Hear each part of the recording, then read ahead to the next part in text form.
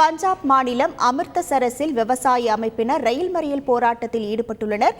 விவரங்களோடு இணைகிறார் நமது செய்தியாளர் ராஜா. வணக்கம் ராஜா. இந்த ரயில் மறியல் போராட்டத்தில் எவ்வளவு விவசாயிகள் ஈடுபட்டுள்ளனர்? தற்போது அங்குள்ள கள நிலவரம் என்னவாக உள்ளது? வணக்கம். மத்திய அரசை கண்டித்து விவசாயிகள் தொடர் போராட்டத்தில் ஈடுபட்டு வருகிறார்கள். அவர்கள் இன்றைய தினம் இந்த போராட்டத்தின் அடுத்த கட்டமாக நாடு முழுவதும் பல்வேறு மாநிலங்களில் பிற்பகல் 12 மணி முதல் 4 மணி வரை ரயில் மறியல் போராட்டம் அறிவித்திருந்தார்கள். தமிழகத்தில் பார்க்கும் பொழுது 11 மணிக்கே சில விவசாய அமைப்புகள் ரயில் மறியல் போராட்டத்தில் ஈடுபட்டிருந்தார்கள். இங்கே பார்க்கும் முக்கியமாக பஞ்சாபில் அமிர்தசரஸில் 100க்கும் மேற்பட்டவர்கள் ரயில் மறியல் போராட்டத்தில் ஈடுபட்டிருக்கிறார்கள். அதேபோல் சண்டிகரிலும் ரயில் மறியல் போராட்டத்தில் ஈடுபட்டிருக்கிறார்கள். விவசாயிகள் அதில் பெண்களும் ஆண்களும் சேர்ந்து தற்போது ரயிலில் அமர்ந்து தங்கள் எதிர்ப்பை தெரிவித்து வருகிறார்கள்.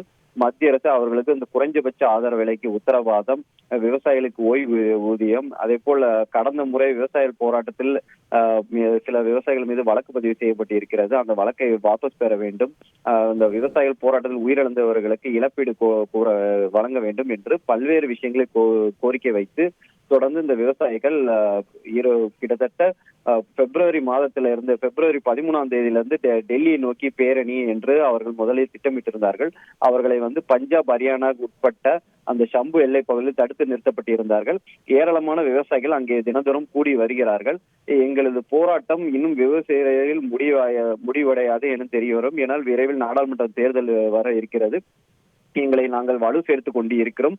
மத்திய அரசு 5ஆம் கட்ட பேச்சுவார்த்தைக்கு அழைப்பு கொடுத்திருந்தது. ஆனால் அவர்கள் அதை நிராகரித்து விட்டார்கள். இன்னும் மத்திய அரசுடன் பேச்சுவார்த்தைக்கு அவர்கள் செல்லவில்லை.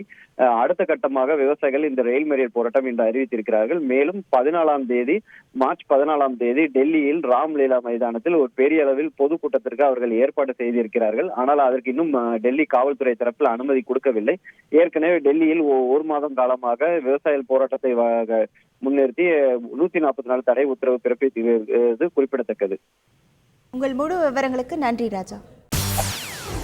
செய்திகளை உடனுக்குடன் தெரிந்து கொள்ள உடனே சப்ஸ்கிரைப் பண்ணுங்க.